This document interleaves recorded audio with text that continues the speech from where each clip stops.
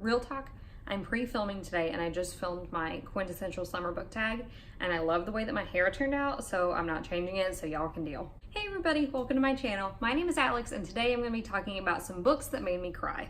Now, I am not a crier when it comes to books. It really takes a lot to bring out enough emotion in me to make me cry, but the books on this list either made me so happy or so sad or just so emotional in general that they did bring tears to my eyes. Some of them were just a little bit tearing up, getting emotional, and some of them were full-on sobbing. So I'll let you know that as we go through, but without further ado, let's get started. First, I'm going to talk about one of my favorite books of the year so far, and that is The Seven Husbands of Evelyn Hugo by Taylor Jenkins Reid. This book follows Monique, who is an up-and-coming magazine reporter, and she is kind of down on her luck at the moment, until she receives a call to write a biography for this elusive Hollywood star named Evelyn Hugo. Evelyn Hugo was a sensation from the 1950s to the 1980s, and ever since she left show business, she has kind of gone into hiding, has never done any interviews or written a book or anything like that. And she calls Monique in to write her life story. And Monique is kind of thinking, why me? And the main thing that Evelyn wants to get through is the thing that all of the tabloids, people have been asking her for 30, 40 years. Out of your 7 husbands, who was your true love? So this book follows Evelyn Hugo's full life story. You pretty much get to read the biography as Monique is writing it, with some little elements of Monique's personal life thrown in as well. And I'm not going to spoil what specifically made me cry. If you've read it though, you probably can kind of gather. But I just got so emotional reading this book. Evelyn Hugo is such a layered and rich character. It's honestly hard to believe that she was not a real person. But going through this book, reading through her life, and then coming to the end of her biography and the end of this novel, I was listening to an audiobook and I was doing the laundry and I just had to stop because I was just like crying and I couldn't even hear and I couldn't fold, and it was so good. It is by far one of my favorite books of the year so far. Absolutely loved it, but that ending just really got to me. Another one by Taylor Jenkins Reid that just made me tear up a little bit is Daisy Jones and the Six. This book is told in an interview style format, and it follows the members of a band called Daisy Jones and the Six, who were really popular back in the 1970s, and nobody really knows the details of why they broke up. So this novel is interviewing all of the members of the band, talking about their rise to fame, and them being famous, and then them breaking up. This one, again, towards the end, made me tear up because we get to kind of hear a where are they now of the band members. And some of their stories are really, really happy, and some of their stories are really, really sad. And just the combination of those emotions and the way that you get so attached to the characters throughout the whole novel, and then you're really, really rooting for them at the end and wanting everything to go the way that they want it. And some people it does, and some people it doesn't. So just overall, it just made me really emotional. Like I said, I didn't bawl at this one. I just teared up a little bit just because I was so attached and so rooting for these characters. So overall, either way, if you're in need of a cry, go pick up a Taylor Jenkins Reid book. Another one is one of my favorites from last year, and it is my favorite book of all time, and that is Far From the Tree by Robin Benway. This novel follows 3 siblings who were separated at birth, and when they are all teenagers, they find each other and come together and go on a search for their birth mother. 2 of the siblings have been adopted into separate families, and one of the siblings has been in foster care. This is another novel that made me cry happy and sad tears. There are obviously a lot of emotions in this book. These 3 siblings finding this family that they never knew that they had, and then finding out more about their birth mother as well. There are so many issues that this book tackles. Obviously, there's a lot of discussion about the foster care system and the adoption system. There is talk about teen motherhood, and there's all kinds of different diverse elements in this book. Overall, it's such a well-rounded story, one that I'm planning to reread very, very soon.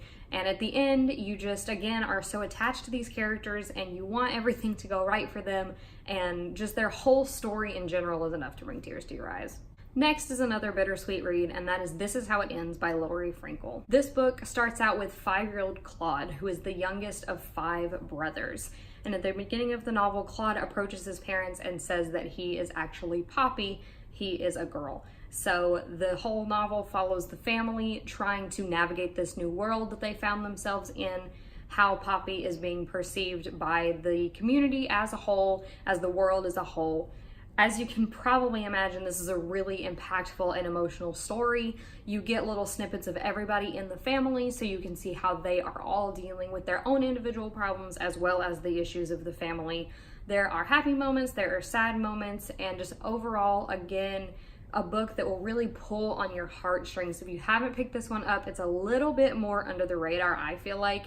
This is definitely a good one to go for, especially if you're looking for a book that centers on a transgender main character. This is definitely a good one. Another one on this list that focuses on a transgender main character is If I Was Your Girl by Meredith Russo. And this one is an own voices novel for transgender representation, and there is a transgender model featured on the cover. This book centers on our main character, Amanda, who is the new girl in school, and it's kind of a slice of life novel. There's not a ton of plot that goes into it. The main plot point is that Amanda finds herself falling for a boy named Grant, and she wants to tell him about her past, but she's scared of how she will be received.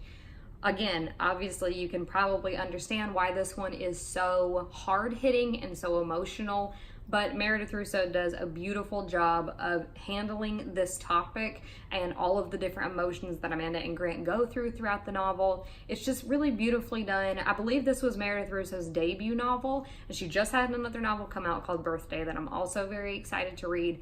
But again, this is a great account of a transgender main character if that's something that you're looking for. Next is a little short book called And Every Morning the Way Home Gets Longer and Longer by Frederick Bachman. This, I don't even know if you would consider it a novella. This is less than 100 pages long. You can completely fly through it. And it focuses on a grandfather and grandson bonding, and the grandfather has Alzheimer's disease. So again, you can understand why this one is so impactful.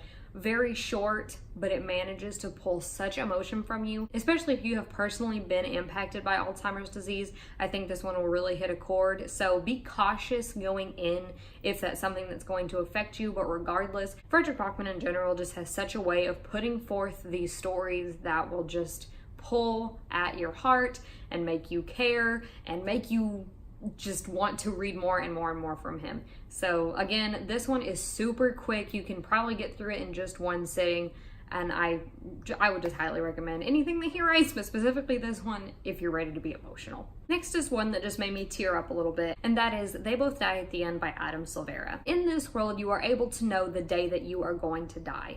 So what happens is this company called Deathcast will call a person at the strike of midnight on the day that they are going to die and let them know that they have less than 24 hours. They should get their affairs in order.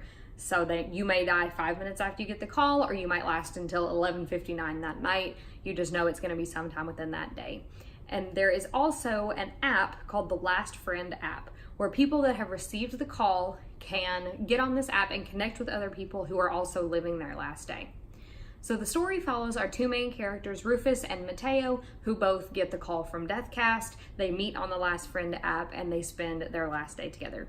Obviously, you know how this novel is going to end. It says it right there in the title, so you wouldn't think that it would impact you as much as it does, but you're able to build with these characters the bond that they build, even only knowing each other for just the one day. You get to hear from their own individual stories, where they're coming from in their own personal lives, and them coming together to spend this last day together. Like I said, this one didn't impact me to make me cry, but it definitely did bring a tear to my eye. It's just an emotional story, as all of these are, as you would expect. If you haven't read Adam Silvera, I would definitely recommend him. And the last thing I'm going to be talking about today is an author in general, but I do have one specific book that made me cry more than the rest, and that is Colleen Hoover. Colleen Hoover writes mainly new adult romances. She does delve a little bit into YA and a little bit more into the adult sector, but they're mainly new adult. They're romance books that will usually have kind of a mysterious element that's happening throughout, and then you'll find out at the end what it is, and that thing always makes me cry. The book of hers that made me cry more than any other book was It Ends With Us. I really don't want to tell you what this is about because I went into it completely blind, and I feel like if I had known what it was about, it would not have impacted me as much as it did. All I'm going to tell you is that it follows our main character named Lily, who moves from a small town in Maine to Boston and meets a guy named Ryle. That's all I really want to tell you. There are some trigger warnings in this book, so if you do have triggers that impact you, then I would look further, read the whole synopsis so that you know what those are and see if this would be a good read for you.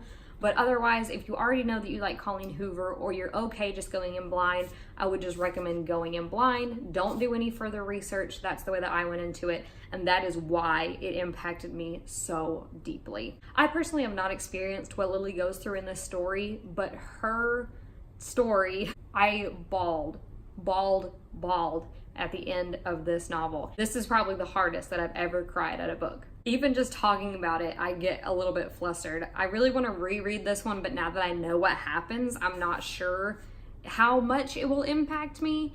There were multiple points during this that I was crying. If you want spoilery thoughts on this, let me know and I'll make a separate video. I might need to reread it first to like refresh my memory, but if you want a spoilery video, let me know and I will do that. But if you've read this one, then you understand this is a toughie, but it's so good. This is probably my favorite Colleen Hoover book that I have read so far. Just do it. Just read it. And that is it for the books that have made me cry. If you have read any of these, or if you have another book on your list that has made you cry, let me know what that is in the comments down below and we can get all emotional about them down there. So until next time, bye!